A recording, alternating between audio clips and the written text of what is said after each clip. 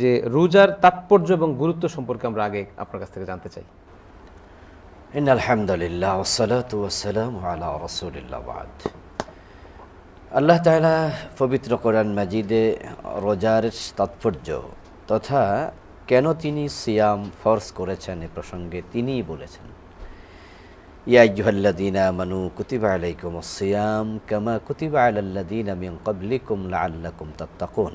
হে ইমানদারেরা, তোমাদের উপর রমাদানের সিয়াম ফরজ করা হয়েছে যেমনইভাবে ফরজ করা হয়েছিল অতীতের উম্মতের উপরে, যেন তোমরা মুত্তাকি হতে পারো। তো আমাদের উপর রমাদানের রোজাটাই ফরজ। ফামান শাহিদা মিনকুমুশ শাহরা ফালিয়াসুম। যদি অতীতের অন্য অন্য উম্মতের উপরে এর আগে মুহররমের রোজা ফরজ ছিল, কিন্তু সিয়ামের টোটাল উদ্দেশ্য একটাই, সেটা হচ্ছে তাকওয়া। মানুষ যেন রোজা রেখে আল্লাহকে ভয় করতে শিখে, এটাই হলো আল্লাহ তাআলার উদ্দেশ্য। যদি কোনো ব্যক্তি রমাদান সিয়াম সাধনা করে কিন্তু রমাদানে অপরাধ থেকে নিজেকে বিরত না রাখে, অন্যান্য পাপাচারে লিপ্ত থাকে, তাহলে খাবার পানীয় ছাড়ার নাম রোজা নয়। জি, যদিও আমাদের দেশে অধিকাংশ মানুষ মনে করে যে খাবার খাবো না, পানীয় পান করব না, এটাই রোজা। তাই দেখা যায় যে তারা ইফতারের পূর্ব মুহূর্তে ঘড়ির দিকে বারবার তাকায় যে আর কত মিনিট বাকি আছে, সামনে খাবার আছে, খাচ্ছে না, কারণ আল্লাহ নিষেধ করেছে। বুকে পিপাসা আছে, সামনে পানীয় আছে, হালাল পানীয়, নিজের পকেটের টাকায় কেনা পানি, কিন্তু পান করছে না, কেন? আল্লাহ নিষেধ করেছে। কিন্তু আবার সুদ খাচ্ছে, জি, ঘোষ খাচ্ছে, আজিব আজিব, মানে সে গড়ির দিকে তাকাচ্ছে, খাবার খাচ্ছে না, অথচ খাবারটা হালাল। জি, অত রমাদানের দিবসে এটা নিষেধ, কিন্তু খাবারটা তো দোষ নাই, খাবারটা তো হালাল, কিন্তু সে হালাল খাবার খাচ্ছে না, আল্লাহ নিষেধ করেছে। আবার সে আল্লাহ নিষিদ্ধ সুদ, যেটা 24 ঘন্টাই হারাম, সেটা রমাদানেও খাচ্ছে, ঘোষ খাচ্ছে, ওজনে কম দিচ্ছে, মালে বেজাল দিচ্ছে, মানুষকে ঠকাচ্ছে, প্রতারণা করছে, মিথ্যা বলছে। অর্থাৎ সে পানাহার পরিত্যাগ করেছে, পাপাচার পরিত্যাগ করেনি। আসলে সে সিয়াম বুঝতেই শিখেনি। খাবার পানীয় পরিত্যাগ করার নাম রোজা না। এই জন্য প্রিয় নবীজি সাল্লাল্লাহু আলাইহি সাল্লাম বলেছেন, কাম মিন সাইমিন লাইসা লাহু মিন সিয়ামিহি ইল্লা যামআ ওয়া কাম মিন কাইমিন লাইসা লাহু মিন কিয়ামিহি ইল্লা সাহর। এমন অসংখ্য রোজাদার থাকবে যাদের রোজা উপবাস, অনেক রাত্রি জাগরণকারী থাকবে, তাহাজ্জুদ পড়বে, কিয়ামুল লাইল করবে, কোরআন তেলাওয়াত করবে, তারাবি পড়বে, কিন্তু ওরা শুধুমাত্র ঘুম নষ্ট করা ছাড়া আর কিছুই করেনি। এর মানে কি? পাপাচার ছাড়েনি। যে মানুষগুলো জীবনে তাকওয়ার চাপ আনতে পারেনি, ও মানুষের রোজা রোজা নয়। তাৎপর্যই হলো সিয়াম তাকওয়া সৃষ্টি করবে, সিয়ামের লক্ষ্যই তাকওয়া। এখন তাকওয়া মানে কি? টুপি মাথায় দেয়া, মুখে দাড়ি রাখা। আমাদের দেশের মানুষ কিন্তু তাই মনে করে।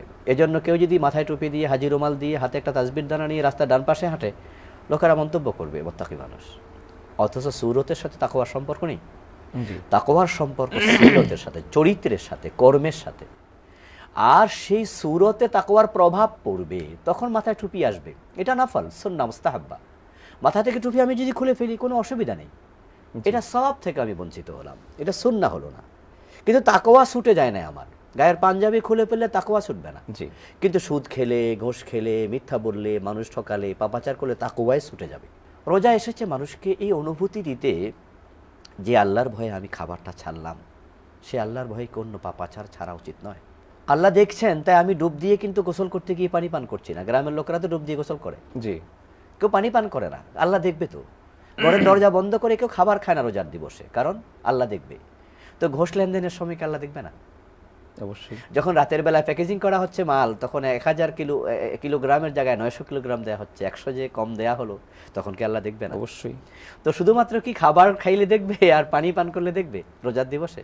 এই চিন্তা করে রোজার খাবার পানীয় পরিত্যাগ করলাম। 3টি জিনিসের সমন্বয় হলো রোজা। 3টি জিনিস ছাড়তেই হবে: পানাহার, পাপাচার এবং কামাচার। তো আমরা পানাহার ছেড়েছি, কামাচার ছেড়েছি, পাপাচার অনেকে ছাড়িনি।